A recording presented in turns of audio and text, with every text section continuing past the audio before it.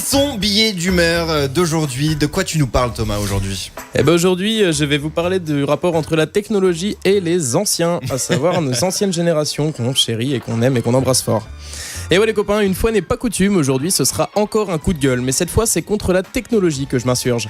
Enfin plus particulièrement le rapport qu'ont les anciennes générations avec tous ces nouveaux gadgets. Honnêtement, faut arrêter là, hein. Ils commencent à être sérieusement largués les pépères. Hein. Parce que bon, même moi du haut de mes 25 ans, donc génération Y, l'âge d'or du numérique, le téléphone qui te dit qu'en dormir, manger et aller chier, eh ben j'ai parfois du mal à suivre. Alors eux, enfin je veux dire, comment expliquer le principe du cloud, par exemple, à quelqu'un qui un jour s'est dit que le Minitel était le summum des avancées technologiques ? Imaginez le traumatisme pour ces gens-là. Enfin, je veux dire, autant prendre un gamin de 4 ans et lui dire bah non, t'es pas né dans un chou ni dans une rose, t'as pas non plus été déposé par une cigogne, t'as juste déchiré les entrailles de ta mère pour venir au monde et en plus tu lui as valu 4 points de suture et une incontinence chronique. Le tout en lui montrant la vidéo de l'accouchement en Full HD pour illustrer nos propos. Oui, c'est horrible. Mais je pense que le ressenti de nos seniors face à la technologie est sensiblement équivalent. Alors, de grâce, allez-y mollo avec eux, quoi. Accompagnez-les, je veux dire. Même si je sais, il y a du boulot. Personnellement, depuis l'achat de son premier smartphone, mon père m'a implicitement nommé responsable de son SAV personnel. Et depuis, je suis confronté à cette détresse. Je la vois, c'est terrifiant. Pourtant, il fait des progrès, hein. Il s'essaye même à des mots compliqués, hein. Mais bon, pour lui, un disque dur, c'est jamais qu'un CD difficile à casser. Alors bon, peut-on vraiment parler de progrès ? Je doute. Ah, et puis j'ai eu le malheur de lui parler un peu des réseaux sociaux, enfin, dans leur globalité, mais bon. J'ai été un peu vite, il s'est emmêlé les pinceaux, du coup il a voulu s'inscrire sur WhatsApp. Bon, aux dernières nouvelles, il cherche encore l'appli, hein. Mais bon, il arrive parfois qu'on puisse être touché par leur situation.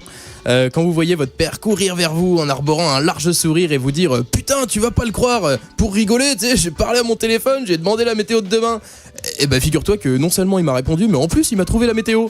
Alors, il est pas branché ton père ? Il voulait dire connecté. À cet instant, vous ressentez ce que doivent ressentir des parents qui voient leur enfant s'égosiller devant la télé en étant persuadés que s'ils étaient pas là, Dora l'exploratrice se rappellerait plus qu'après le moulin enchanté, il y a la forêt magique, putain ! Pardon, je m'emporte, mais moi Dora, je peux plus. Hein. Certainement le sujet d'un prochain coup de gueule. Mais bon, malgré tout, je trouve ça dommage que les anciennes générations n'aient pas vraiment de facilité avec la technologie, parce que franchement, si la génération de nos grands-parents et arrière-grands-parents étaient tous sur les réseaux sociaux, on verrait des choses incroyables. Je veux dire, moi, ma grand-mère aurait déjà lancé le hashtag Pray for Verdun. Leur photo de profil, ce serait un écriteau blanc sur fond noir avec marqué « Je suis le soldat inconnu ». Ils t'inviteraient à rejoindre des groupes improbables, genre les meilleurs punchlines des Feux de l'amour, ou encore « Si toi aussi, t'as plus d'escarres que de dents encore viables ». Non, franchement, ça serait énorme. Alors, à vous qui pourrez bientôt brosser vos dents sans vous mouiller la bouche, à vous qui avez vu le premier épisode de Colombo en direct à la télé, vous qui comptez vos cheveux restants mais plus vos varices, accrochez-vous. Et si vous vous êtes senti un peu insulté par mes mots, vous pouvez transmettre une plainte à Fadjet la radio. Pour ça, rien de plus simple, vous n'avez qu'à mettre ces plaintes au propre dans un fichier Excel, puis les classer à l'aide d'un tableau croisé dynamique, puis enregistrer au format .xlsx, puis les imprimer pour au final les scanner, puis convertir le fichier scan du format .png au format .jpeg, et enfin nous les envoyer par mail avec en copie l'ensemble des actionnaires de la radio Fadjet, dont les adresses sont disponibles sur notre cloud. Voilà, avec ça, je devrais pas être emmerdé de sitôt. Merci. Toutes les personnes, il y en a qui s'y mettent, hein, et qui se débrouillent plutôt pas mal. Hein. Blague à part, je suis peut-être la seule personne en France dont le grand-père de 83 ans est sur Facebook. La classe. Et voilà, la grande classe.